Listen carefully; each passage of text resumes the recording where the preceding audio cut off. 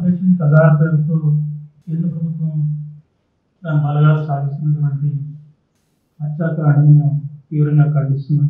వెంటనే నిలిపివేయాలని, శాంతి చర్చలకు అవకాశం ఇవ్వాలని, ఆ రకంగా ప్రజాస్వామ్యం పట్ల, రాజ్యాంగం పట్ల భారత ప్రభుత్వ నిబద్ధతని ప్రదర్శించాలని డిమాండ్ చేస్తున్నాం. ఈ జరుగుతున్న అన్ని ప్రయత్నాలకు సిపిఎం పార్టీ సంపూర్ణంగా మద్దతిస్తుంది. ఇప్పటికీ అఖిల భారత స్థాయిలో 2 దఫాలుగా మా పార్టీ కేంద్ర పొలిట్ బ్యూరో ఈ విషయాల గురించి చర్చించింది. ఆపరేషన్ కగార్ను తీవ్రంగా ఖండించింది. ఇటీవల జరిగినటువంటి నమ్మాల కేశవరావు గారు వారితో పాటు 27 మందిని ధాతులను హతమార్చడాన్ని కూడా ప్రత్యేకించి చర్చించి ఖండించడం జరిగింది. అవసరమైన రిప్రజెంటేషన్ కూడా కేంద్ర ప్రభుత్వానికి చేస్తున్నాం. కేంద్ర మంత్రి అమిత్ షా ప్రకటన చేస్తున్నాడు, 2026 మార్చి కల్లా మావోయిస్టులను హత్య చేస్తామని, లేదా ఉగ్రవాదాన్ని, వామపక్ష ఉగ్రవాదాన్ని నిర్మూలిస్తామని. వాస్తవంగా ప్రజలు మద్దతు పొంది ఎన్నికై ఏ ప్రభుత్వం అయినా డేట్లు పెట్టి మరి ప్రకటించాల్సింది వాళ్ళు ఇచ్చిన వాగ్దానాల మన కోసం. మేము నిరుద్యోగాన్ని నిర్మూలిస్తామని ప్రకటించారు, దానికి డేట్లు ఇవ్వండి. ధరలు తగ్గిస్తామని చెప్పారు, దానికి డేట్లు ఇవ్వండి. భారత పారిశ్రామిక వ్యవసాయ రంగాన్ని అభివృద్ధి చేయడానికి అనేక పథకాలు ప్రకటిస్తున్నారు, వాటిని కూడా పూర్తి చేయడానికి డేట్లు ప్రకటించాడు. ఇంకా మీకు అర్థం కాకపోతే మా శాంతి చర్చల కమిటీ సూచన ఏంటంటే కేంద్ర ప్రభుత్వానికి, నిజంగా మీరు మావోయిస్టుల్ని లేదా వామపక్ష ఉగ్రవాదాన్ని లేదా వామపక్ష కార్యకలాపాలను దేశంలో లేకుండా చేయాలంటే చాలా సింపుల్ మార్గం ఉంది. దీనికి తుపాకులు అక్కర్లేదు, గ్రైనేడ్ అక్కర్లేదు, మిసైల్ అక్కర్లేదు. దేశంలో ఉన్న పేదరికాన్ని తొలగిస్తే ఏ వామపక్ష ఉగ్రవాదం ఉండదు, ఏ పట్టణ ఉగ్రవాదులు ఉండదు. పేదరికం తొలగిస్తామని అన్ని పార్టీలు చెప్తున్నాయి. ఆ మాట చెప్తే అధికారంలోకి వచ్చాడు మోడీ. ఆ పని చేస్తే అన్ని ఉగ్రవాదాలు పక్కకు పోతాయి. ఈ సింపుల్ సూత్రాన్ని వదిలేసి ఆ పేదరికాన్ని నిర్మూలించడానికి కష్టపడే కార్యకర్తలను, దాన్ని అనుభవిస్తూ బాధలు అనుభవిస్తున్న వాళ్ళకి అండగా నిలబడటానికి కోరుకున్న సంస్థలను, జెండాలను అణిచివేయబోవటం అంటే నిజంగా అణిచివేయగలడం. ఒక వ్యక్తిని అణిచివేయచ్చు, ఒక కేసులను చంపవచ్చు, లేదా ఇంకొకటి చంపవచ్చు, ఇక్కడ కూర్చున్న వాళ్ళకు కొంతమంది చంపవచ్చు. వ్యక్తులను నిర్మూలించగలమో, లేదా 1-2 సంస్థలను కూడా నిర్మూలించగలమో తప్ప ప్రజల అసంతృప్తి నిర్మూలించడం అసాధ్యం, అసంభవం. ఈ సూత్రం గమనించి వెంటనే తమ మార్గాన్ని మార్చుకోవాలని విజ్ఞప్తి చేస్తున్నాం. రెండో విషయం, ఇప్పుడే ప్రొఫెసర్ గారు చెప్పినట్టుగా సమాజం చాలా సీరియస్గా విషయం గురించి ఆలోచించాలి. సమాజం ఆలోచించాల్సిన విషయాల్లో మనం కీలకమైన అంశాన్ని ప్రస్తావించుకున్నాం.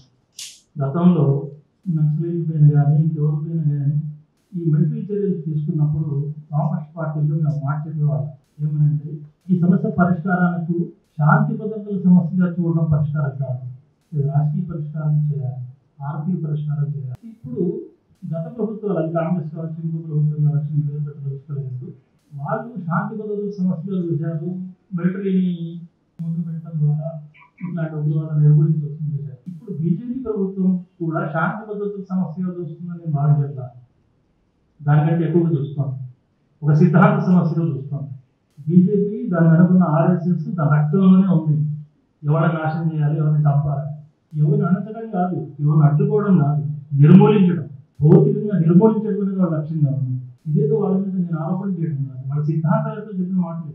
ఆర్ఎస్ఎస్ బీజేపీ సిద్ధాంతాలతో గొడవలుతారు చెప్పిన మాటల్లో ఈ దేశం ప్రశాంతంగా ఉండాలంటే ముగ్గురు దేశం లేకుండా చేయాలన్నాడు, ముస్లింలు లేకుండా చేయాలన్నాడు.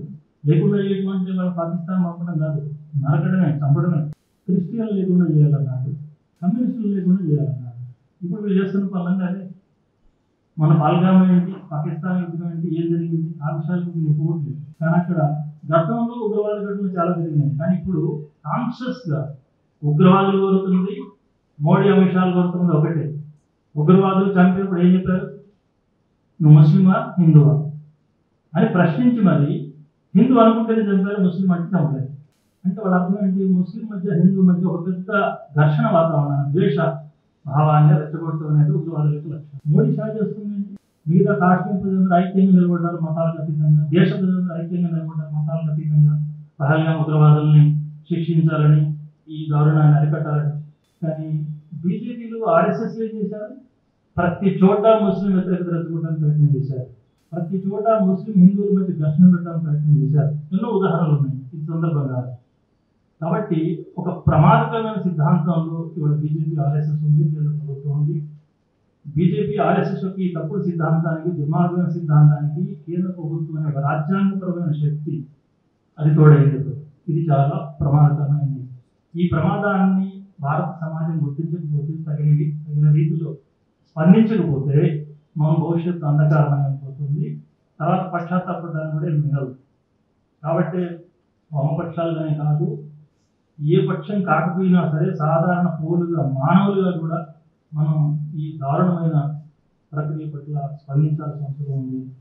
అది ఇప్పుడు మావోయిస్టుల దగ్గర మొదలు కావచ్చు, రేపు అందరు మానవుల దగ్గర ఇది వస్తుంది, ముందుకు వస్తుంది. మావోయిస్టు సిద్ధాంతంతో విభేదించిన వాడు చాలా మంది ఉండొచ్చు, మేము కూడా విభేదిస్తున్నాం. ఒక రకంగా చెప్పాలంటే మేము బాధితున్నాం మావోయిస్టులు. కానీ ఇక్కడ సమస్య మావోయిస్టుల వాడి సిద్ధాంతం కరెక్ట్ కాదని కాదు.